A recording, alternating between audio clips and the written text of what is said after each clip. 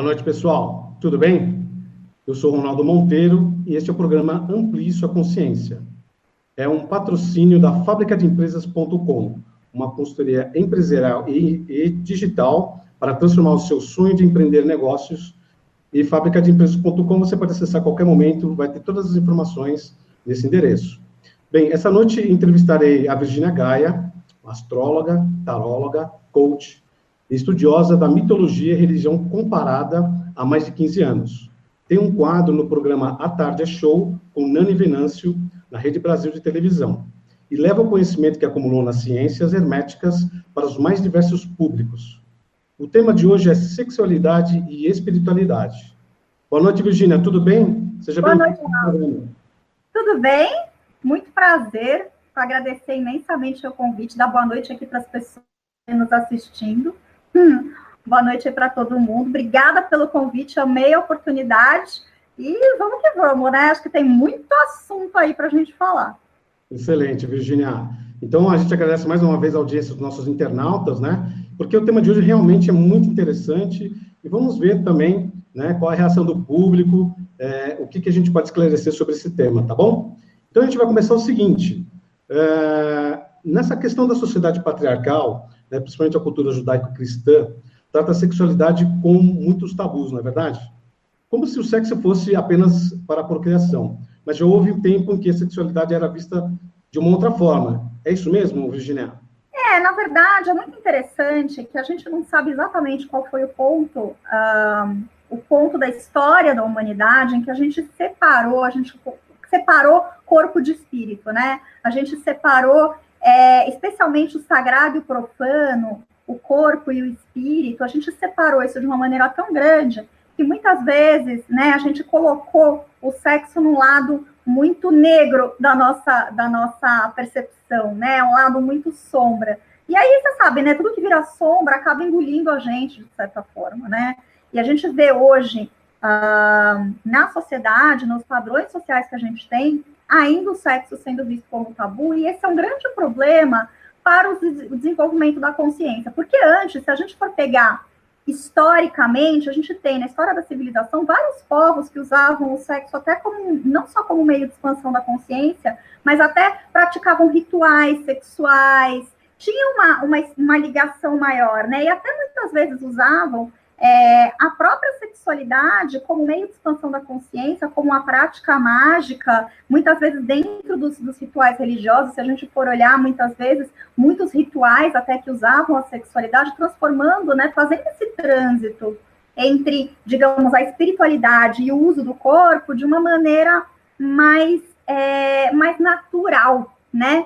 Quando a gente teve essa divisão, isso, a gente tem, né, a ascensão das religiões monoteístas, acho que, sobretudo, colaborou para esse tipo de coisa, mas a gente tem, em diversas práticas mágicas, a gente pode falar de Mesopotâmia, Antigo Egito, todos os celtas, druidas, ali também trabalhavam com rituais sexuais, muito ali da mitologia nórdica, das tradições nórdicas, quem trabalha ali com as tradições, né, os vikings, tinham muitas dessas coisas, né, os próprios romanos, né, então a gente tinha gregos e romanos, a gente tinha muito essa ligação que acabou sendo perdida. Se a gente for falar de história do Oriente, então, a gente tem histórias como, por exemplo, Tantra, tradições como Tantra, né, tradições que trabalham muito uma ideia integrada de desenvolvimento da consciência. E é interessante que aqui, no Ocidente, a gente vai fazer uma ligação e vai falar sobre sexualidade e consciência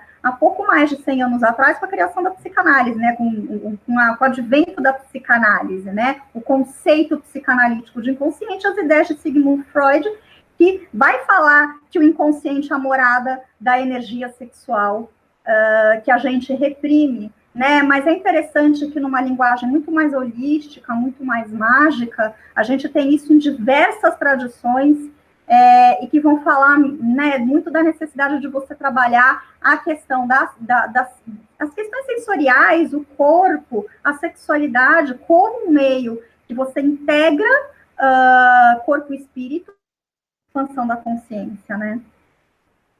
A questão do profano, né, nessa questão do sexual, e realmente é um tabu até hoje. Aqui no Brasil, a gente sente isso, né, nesse tabu. Então, seria uma forma de reprimir algo que é natural do ser humano, não é isso? Exato. É uma energia da criação, uma energia muito potente. Porque sem essa energia não existiria a humanidade, não é verdade? Claro, né?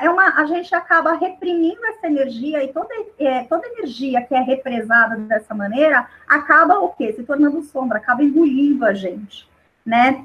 A gente, assim, existe, né, um grande mito que eu acho, né, de que aqui no Brasil a gente vive uma sociedade muito liberal, mas isso não é verdade, né? Nós somos bastante conservadores aqui no Brasil, bastante machistas, né? E esse conservadorismo se traduz também, que a gente fica, digamos, a nudez é muito naturalizada em ritos como o carnaval, que, aliás, tem origem pagã, é uma festa que tem origem pagã, mas fora desse contexto, a gente acaba tendo diversos tipos de repressão, né? Uma das coisas, inclusive, que eu busquei para fazer os meus trabalhos, né? Que eu trabalho a questão da sexualidade, especialmente em trabalhos de coach de relacionamento e de sexualidade, né? Assim, faço um trabalho de coaching, no caso, para que a pessoa consiga unir, né, essas duas partes, digamos, da vida, né, consciência e sexualidade, e que a gente trabalhe a espiritualidade e os relacionamentos com uma visão muito mais ampla, né?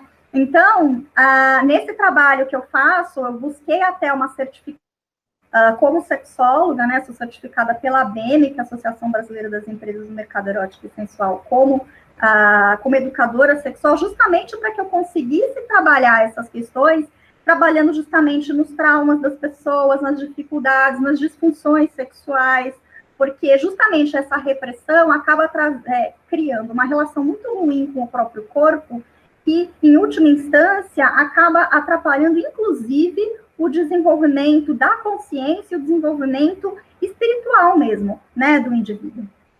Faz todo sentido, né? Porque os maiores conflitos da humanidade, até mesmo pelos crimes passionais, entre tantas outras questões, até religiosas, ocorreram por esse fator de repressão à sexualidade, não é isso, Virginia?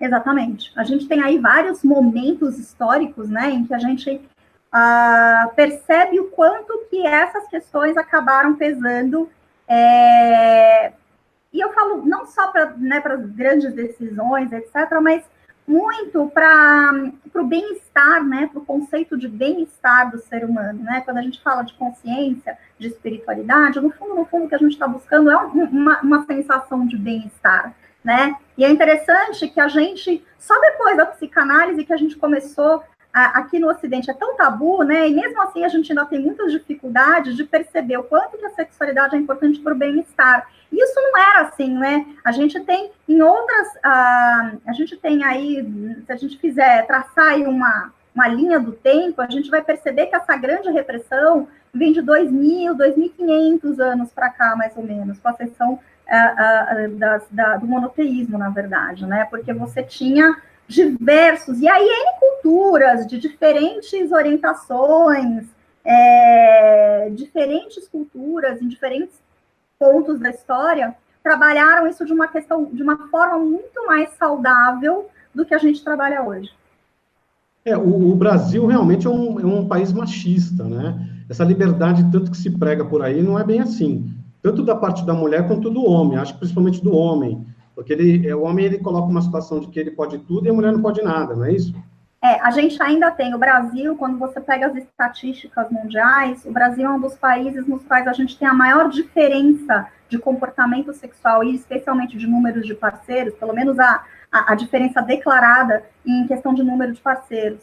Isso mostra o quanto que a gente tem ainda um descompasso muito grande para olhar a vida sexual da mulher e a vida sexual do homem, né? A gente ainda tem uma cultura muito que diferencia muito a experiência sexual de um e de outro, né? Isso, claro, é reflexo de uma sociedade que é conservadora, né? Que é machista. A gente vê aí todos os exemplos que a gente tem de machismo no dia a dia e que, sim, vai se refletir também no campo da sexualidade, entre outros campos, né?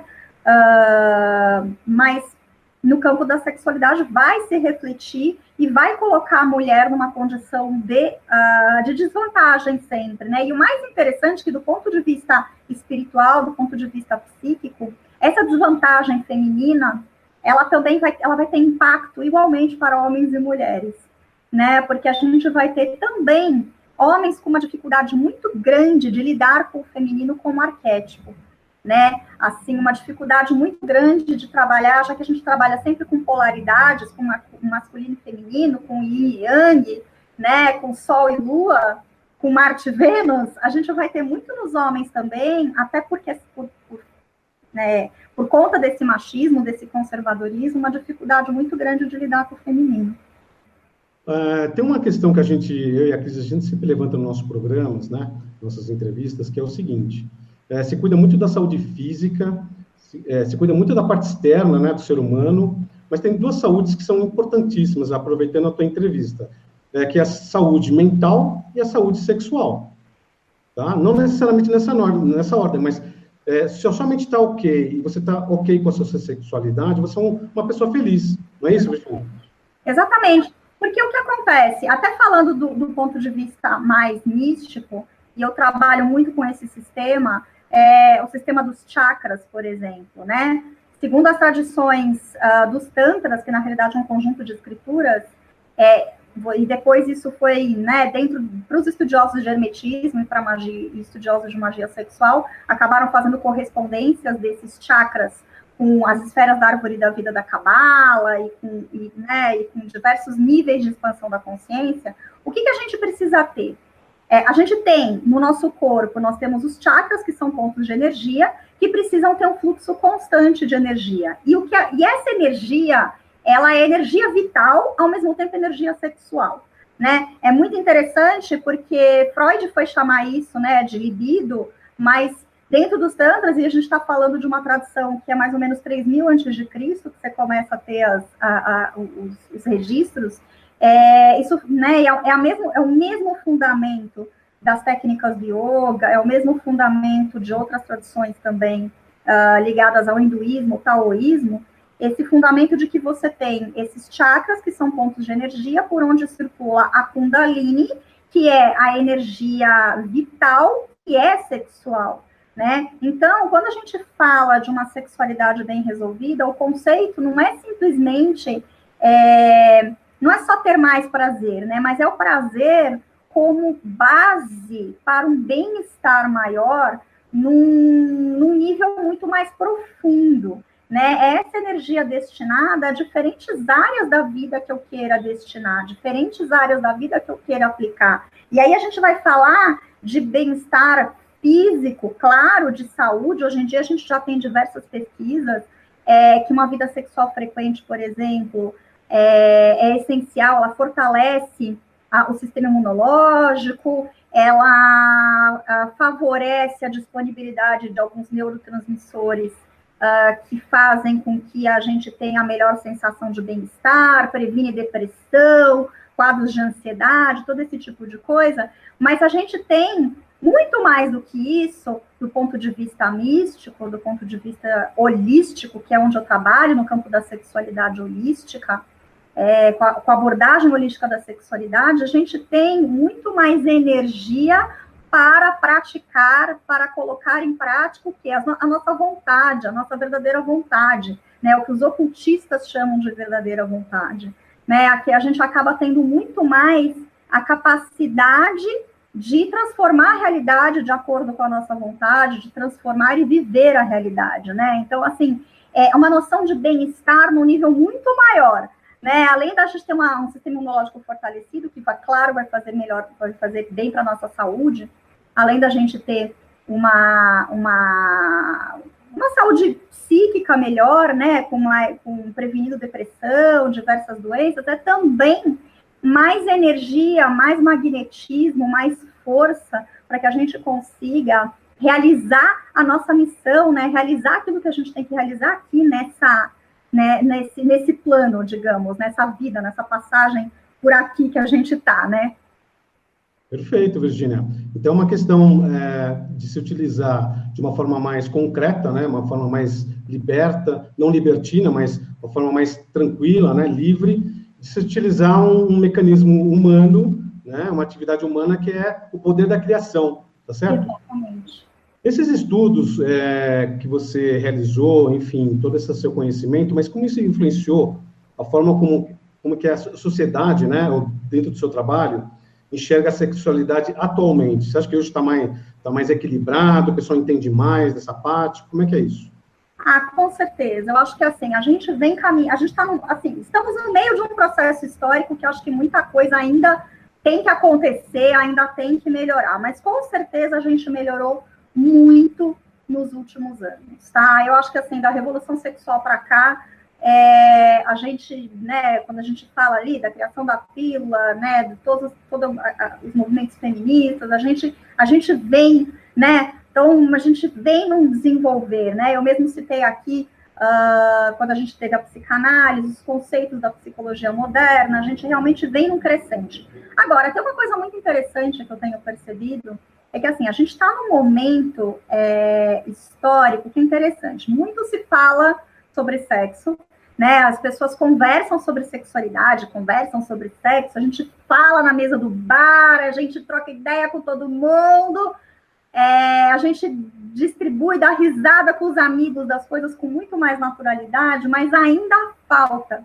esse diálogo, esse entrosamento na vida íntima das pessoas, né? Ainda falta aquele espaço da intimidade onde eu vou construir uma relação com mais desejo e com mais amor, com as duas coisas, né? Que as duas coisas são opostos que se complementam, com o meu parceiro, ou com os meus parceiros, ou com a minha parceira, ou as minhas parceiras, né? Assim, que eu vou construir isso melhor na intimidade, né? De uma maneira que seja saudável. A gente ainda tem muita dificuldade de conversar com o parceiro sobre isso, de falar o que gosta, de comunicar o que gosta, de viver isso bem, de num momento de conquista, no momento de sedução, na prática, no relacionamento, no dia a dia, isso ainda ser um ponto de dificuldade nas relações afetivas. Quer dizer, nós ainda temos muitos filtros, né? A gente bloqueia muitas coisas, não é isso? Sim. A gente ainda bloqueia, a gente ainda tem medo do parceiro, a gente ainda tem muitas questões de insegurança, né? Eu acho que talvez, assim, o maior problema, né, quando a gente for pensando aí no caso das disfunções sexuais, né, aí entra, né, o conhecimento da sexologia, a gente tem a principal questão entre as mulheres seria a falta de desejo, né, seria o principal problema hoje entre as mulheres, e entre os homens, a ansiedade que vai gerar ou disfunção erétil ou ejaculação precoce, ou as duas coisas juntas, né? Então, assim, a gente vai ter...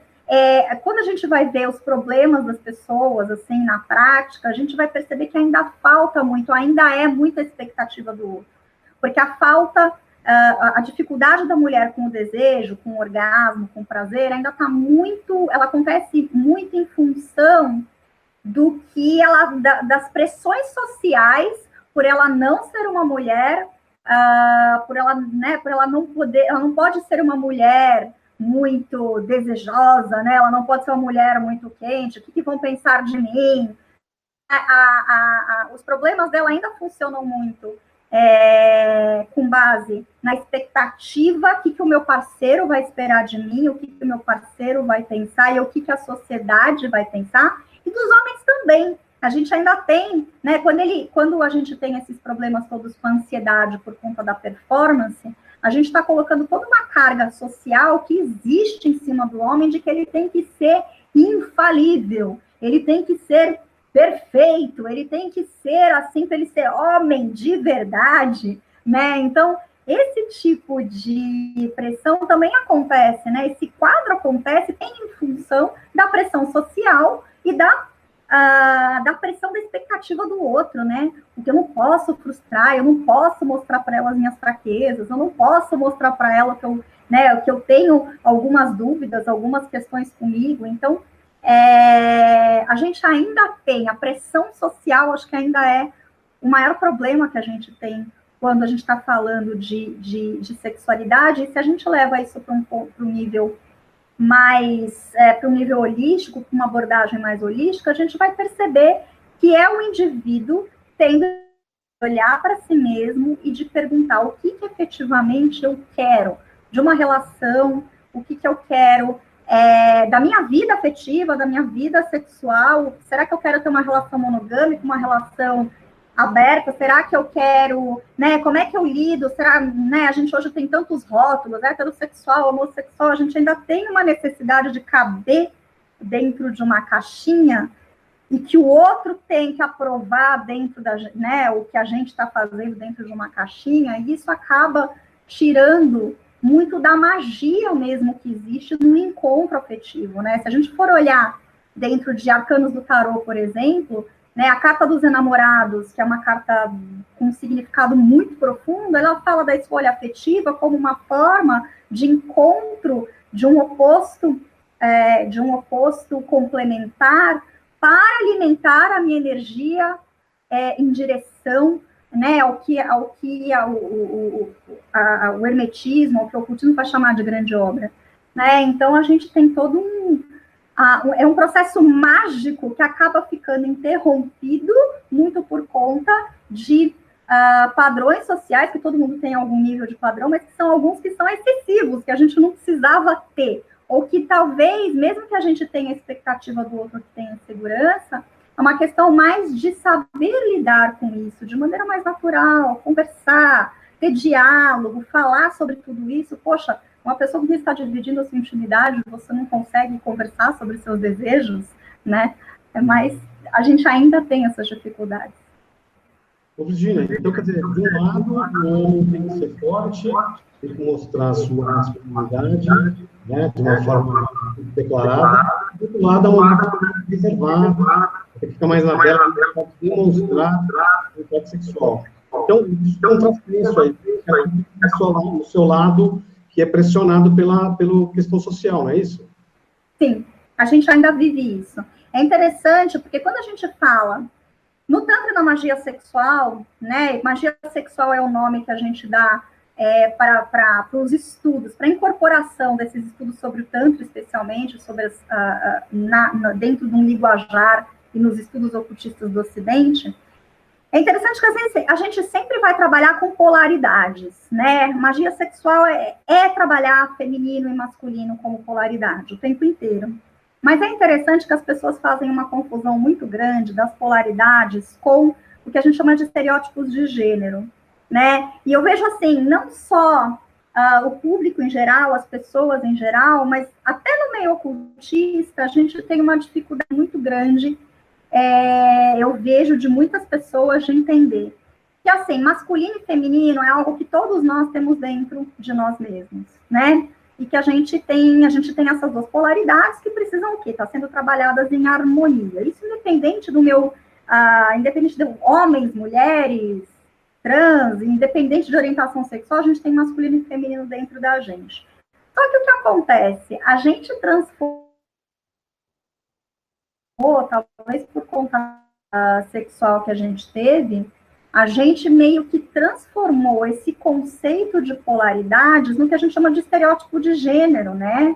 Então, a mulher tem que ser frágil, pudica, querer amor e relacionamento, o homem tem que ser viril, ativo, forte, infalível, né? Não querer relacionamento. E quando a gente transformou tudo isso em estereótipo de gênero, sem entender como polaridade, que é a visão holística da coisa, que é a abordagem mágica da coisa, né? A gente transformou tudo isso numa equação muito difícil de resolver. Quando a gente colocou homens e mulheres, parece que em lados opostos de um cabo de guerra, né? Em que numa sociedade que, né, com ascensão, né, com a sociedade que é patriarcal, os homens estão ganhando nesse cabo de guerra por enquanto, né?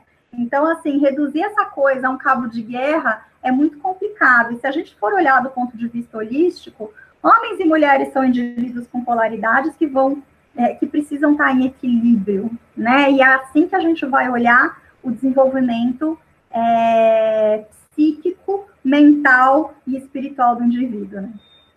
Ou seja, uma evolução de uma sociedade é uma evolução sexual, uma sociedade mais equilibrada, uma sociedade que talvez não gere alguns problemas, né, sociais.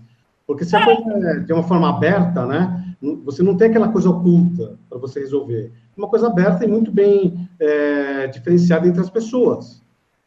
É muito interessante, porque eu tenho uma referência legal, assim, de falar, porque, assim, vamos pegar um exemplo de um livro, tem uma autora que eu acho bastante interessante, polêmica, nem tudo eu concordo com ela, mas que é interessante, que é a Camille Paglia. Ela tem um livro chamado Personas Sexuais, que ela fala justamente sobre feminismo, o arquétipo do feminino e o paganismo, e a evolução disso ao longo da história da humanidade, fazendo uma leitura bem interessante.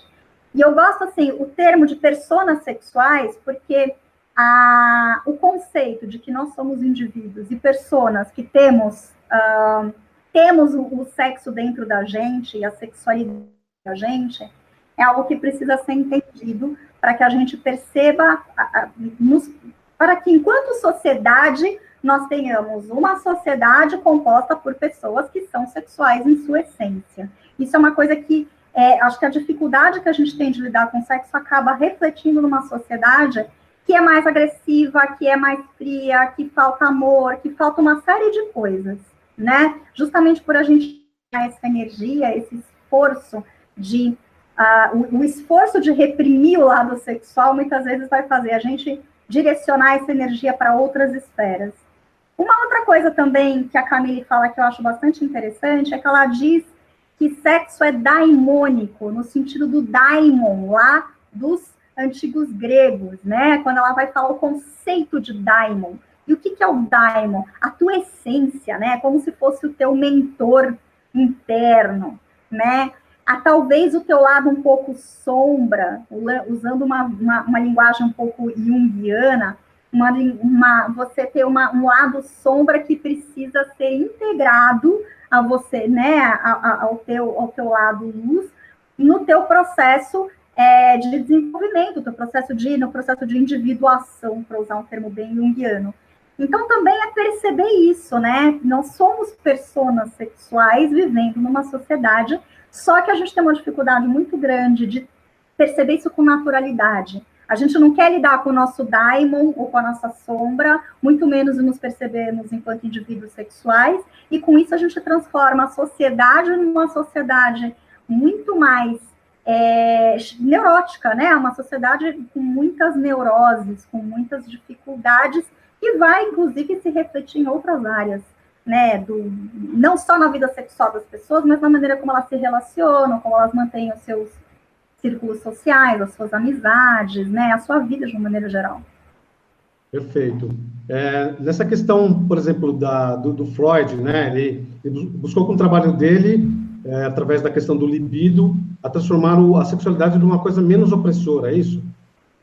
Sim, ele, na verdade, eu acho que para o Ocidente, Freud é uma figura fundamental, né, entre várias coisas, né, que ele falou de diversas coisas, mas ele que fundamentou esse conceito da libido como energia vital. Libido, energia sexual, energia vital, e que, se não resolvida, vai para o nosso inconsciente. O nosso inconsciente é feito de energia sexual reprimida. Basicamente, num super resumão, assim, mais ou menos os conceitos com os quais ele trabalha. É interessante que ele aparece no Ocidente há pouco mais de 100 anos, falando isso, chocou a sociedade, uma sociedade extremamente pudica, extremamente puritana na época, mas é muito interessante quando a gente faz um paralelo e que percebe que a energia sexual, falando como energia, como meio de autorrealização, falando de magia como uma forma de desenvolvimento de si mesmo,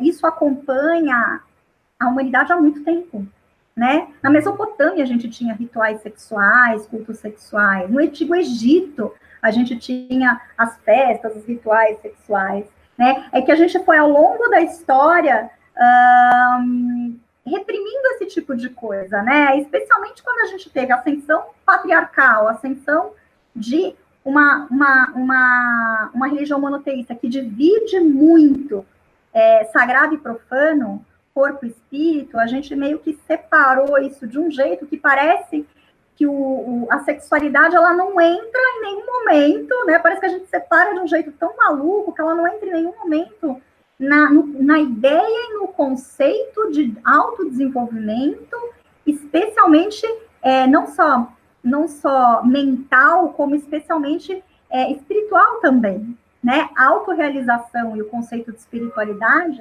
quando ele, né, a ideia de olhar tudo isso de maneira integrada, faz a abordagem da sexualidade muito mais rica. Né? A gente consegue olhar o indivíduo como um todo, e não olhar o sexo como uma atividade que eu vou fazer no momento X da minha vida. A gente vai ter o espaço para isso em algum momento da rotina, mas perceber que ela também é a base, ela estando bem resolvida, é a base para o bem-estar em diversas áreas da sua vida. Entendi. Como é que as ciências ocultas, né, enxergam essa questão? Existe conteúdo nessas ciências que questionam? Como é que é a tua visão em relação a isso?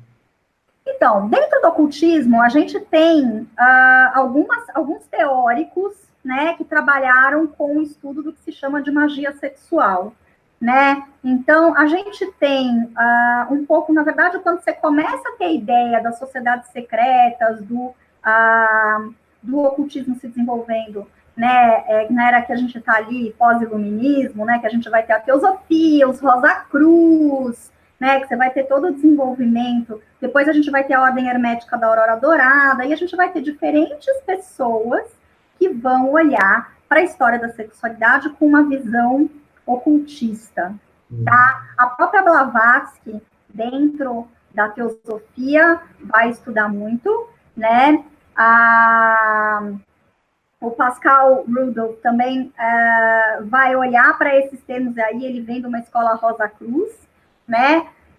A gente tem depois, dentro da Golden Dawn, alguns autores que flertaram com isso, que também desenvolveram, e depois a gente tem também, acho que alguém que falou mesmo, que criou um sistema mágico baseado em magia sexual, foi o Aleister Crowley, que é um ocultista controverso, mas bastante respeitado, ainda que ele tenha algumas coisas ainda que a gente deva questionar e revisar. Ele é um cara fundamental na história da abordagem holística da sexualidade, quando ele fala muito da fusão, né, da busca da grande obra, né, que seria a autorrealização, por meio da fusão de polaridades e o uso da energia sexual, da magia sexual.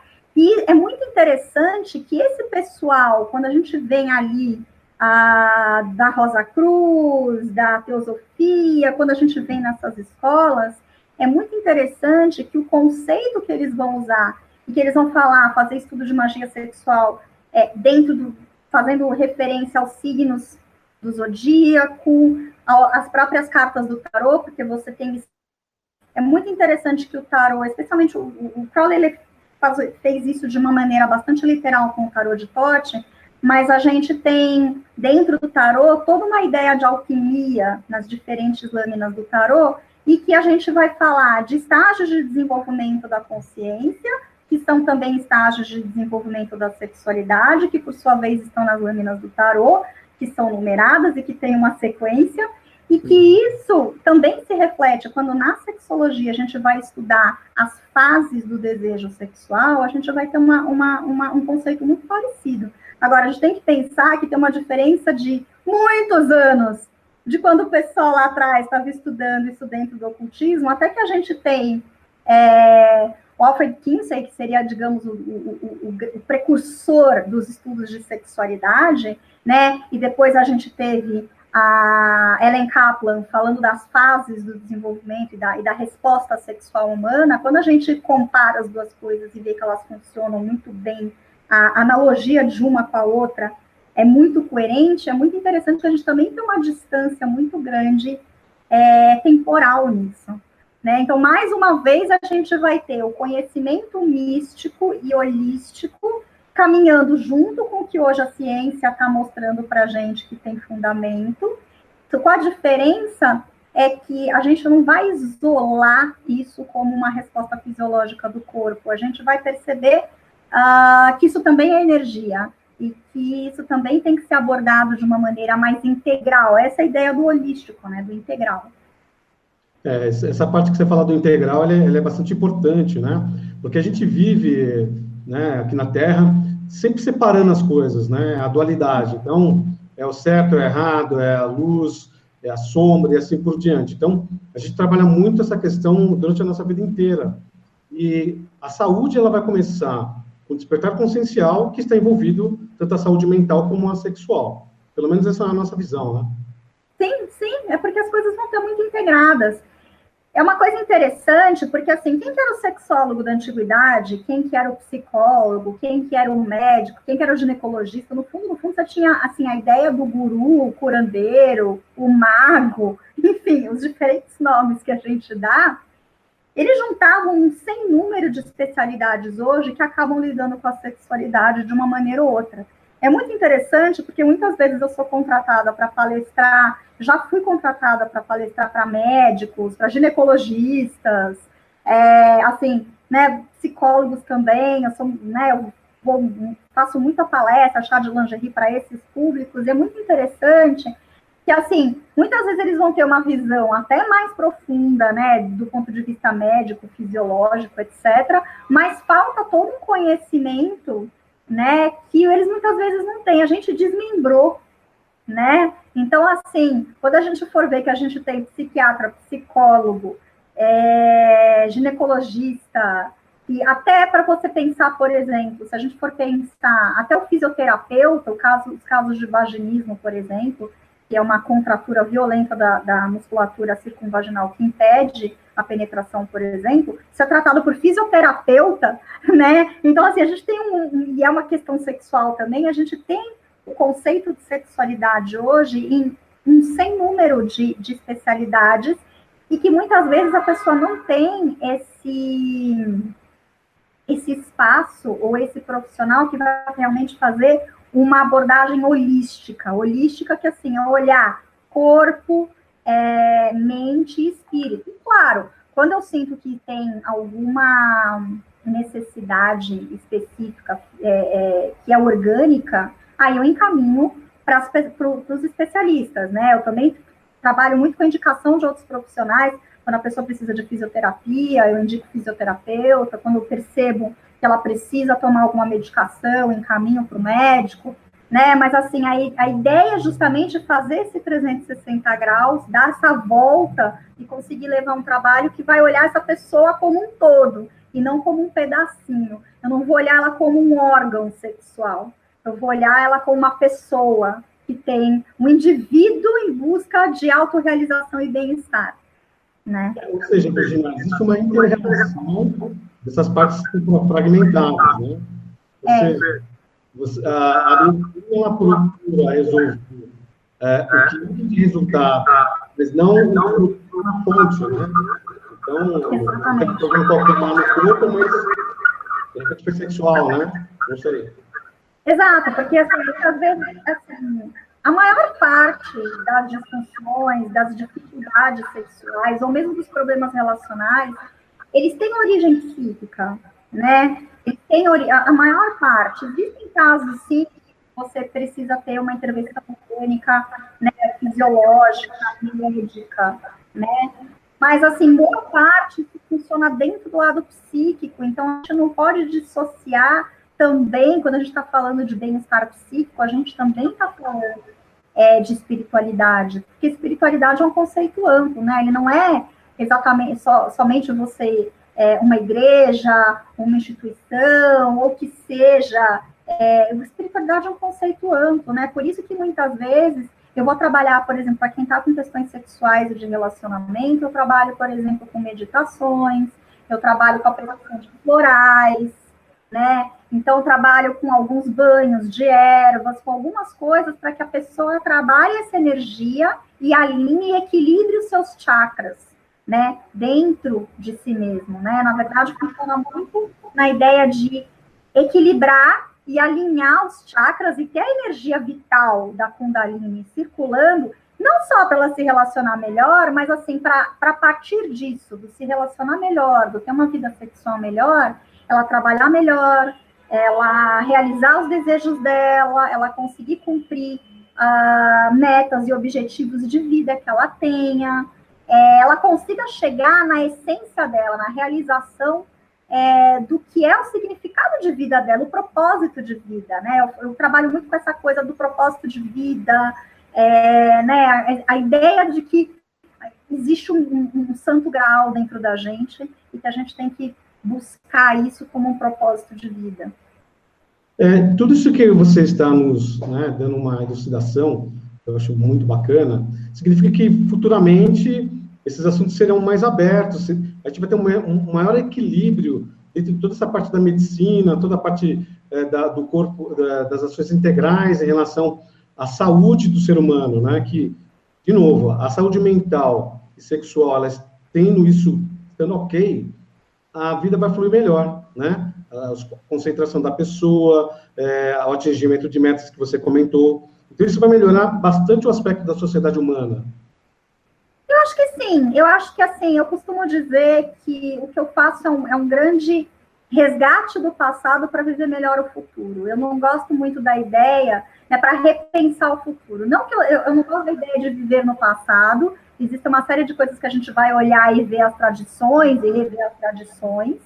Quando eu falo das tradições dos rituais sexuais, eu falo muito pela ideia da gente trabalhar o sexo também como energia, a sexualidade como energia vital, mas é óbvio que a gente vai dar uma roupagem contemporânea para olhar o futuro também. Por isso que eu fui buscar uma base de certificação em sexualidade, de ser sexóloga e de entender as questões também hormonais, fisiológicas, a parte orgânica, e também acompanhar. Você sabe que hoje todas as pesquisas, as pesquisas mais importantes na área da sexualidade humana estão muito atreladas à neurociência, tá?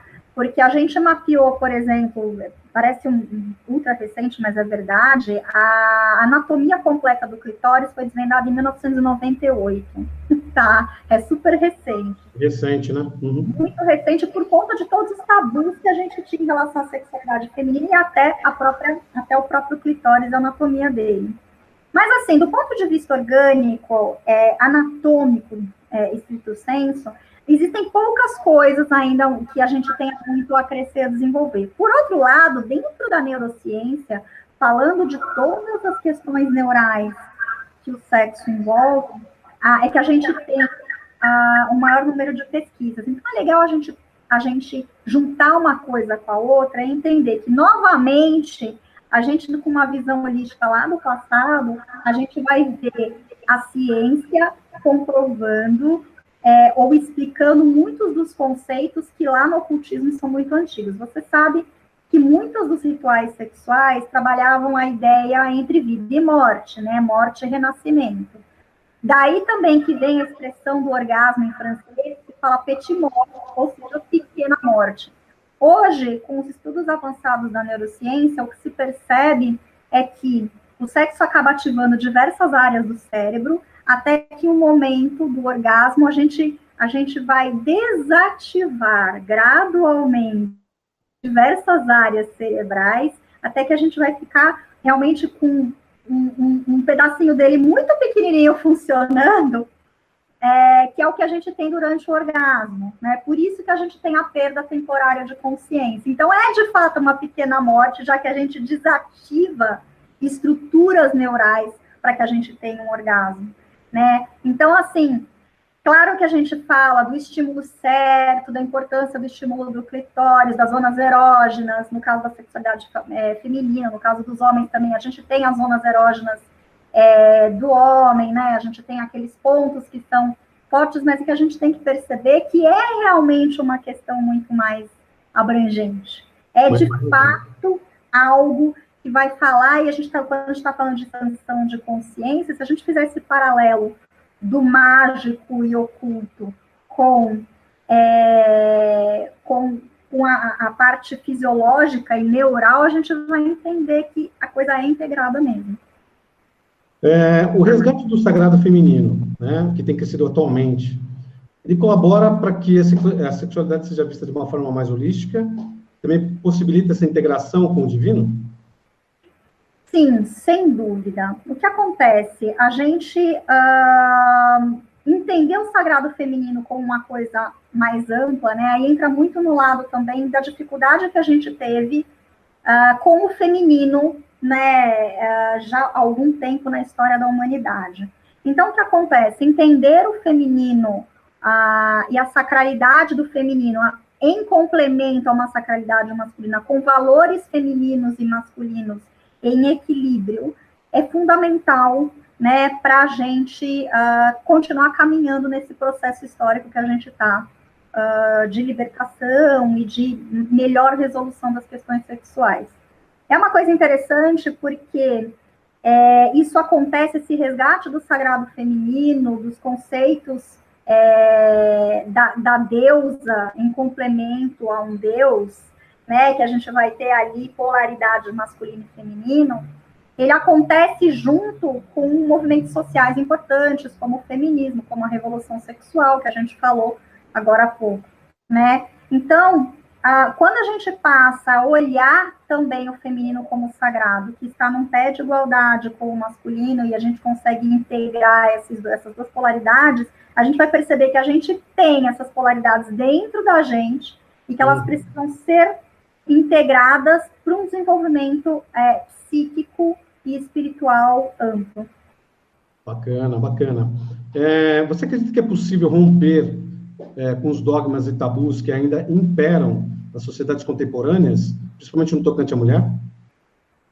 Eu acho que sim. Eu acho que a gente está num processo histórico que a gente ainda está caminhando, tem muita coisa ainda para acontecer, mas eu acho que sim. Eu acho que a gente já evoluiu em muita coisa, né? Eu acho que é um processo natural que a gente volte, pense, repense, avalie, veja aquilo que também eu acho que, assim, hoje o feminismo é um movimento que tem milhares de caras e de faces, ele tem milhares de vertentes.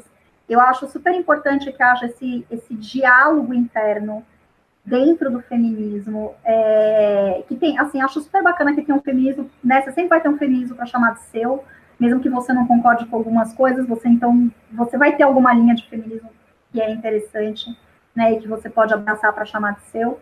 E eu acho super saudável que exista essa conversa, até para que sejam algumas coisas revistas, trabalhadas e mais amadurecidas, eu acho. Mas eu sempre acho saudável que exista esse debate, e acho que sim, eu acho que é possível sim, né? Agora, tem uma coisa que é interessante, né? Se a gente for colocar a mulher sempre assim, a gente tem uma dificuldade de lidar com o intuitivo, com o feminino, com o lado sombra, né? E do ponto de vista, vamos falar da psicanálise de novo, né? Freud falava muito da questão da amamentação, da ligação do feto com a mãe, por conta do estímulo que você tem, essa relação muito atávica, de certa forma, né? Que você tem de mãe e filho, que é difícil romper esse cordão umbilical, a relação com a mãe é muito forte mesmo. Então, assim, talvez seja mais desafiador mesmo lidar com o feminino do que o masculino, mas eu acredito sim que vai chegar um momento em que a gente vai conseguir lidar com isso de uma maneira mais natural. Esse processo já está acontecendo, né? Pelo que a gente vê pela televisão, talvez não seja o melhor exemplo, mas eu acho que isso também é um processo que já está acontecendo no dia a dia. O que você acha? Acho que sim. Acho que a gente, primeira coisa que a gente tem uma mudança de comportamento muito grande, né? Eu acho que sobretudo as mulheres, né? Isso está partindo muito das mulheres de buscar. Acho que num primeiro momento, né? Se a gente for pensar na história lá das sufragistas, lá atrás que queriam voto e propriedade privada, isso aumentou muito para a gente querer espaço no lugar de trabalho, e claro, isso vai também para a sexualidade, no sentido de perceber que tem direito ao prazer, que também tem que se conhecer, que tem que é bom que ela também conheça o corpo dela, conheça o que goste, que se sinta mais livre e não presa aí a estereótipos e preconceitos do que ela tem que ser, né? Essa coisa do que ela tem que ser para agradar o outro, que é uma coisa super complicada, essa expectativa, essa neurose feminina. Acho que sim, a gente já está vendo muita coisa acontecendo, embora ainda precisa muita coisa, né? A gente vê também na sociedade. Hoje, se você for olhar, por exemplo, o mercado erótico, por exemplo, se movimenta muito pelo mercado feminino, pela consumidora mulher, né? Que hoje se interessa muito, porque ela precisa desse estímulo hoje, ela busca esse estímulo para incrementar a relação dela, para alimentar o desejo, a libido dela, e eu acho que isso é fantástico. A gente tem alguns marcos históricos muito recentes e, com certeza, devem evoluir para algo que seja ainda mais bacana no futuro. Perfeito. A gente está chegando aos 10 minutos finais do nosso programa, E eu queria te perguntar o seguinte, você acredita que o indivíduo consegue viver a sexualidade sem tantos dogmas e tabus, né? E integrando com todos os aspectos que você comentou da vida, ele pode se conectar com o sagrado? Sim. Porque, assim, como a gente fala de... primeiro porque, assim, a gente fala de estados alterados de consciência. Esse é um conceito do Tantra, dos estados alterados de consciência. Então, o sexo é uma forma, talvez uma das mais potentes, da gente experimentar estados alterados de consciência. E isso te coloca em conexão com o seu sagrado interno e com o seu autoconhecimento, né? É muito louco porque, assim, a magia sexual vai ter muito essa visão de que o sagrado é se conectar a um sagrado interno que vai te conectar ao universo de uma maneira ampla, né? Então, acho que, assim, isso, com certeza, a gente faz...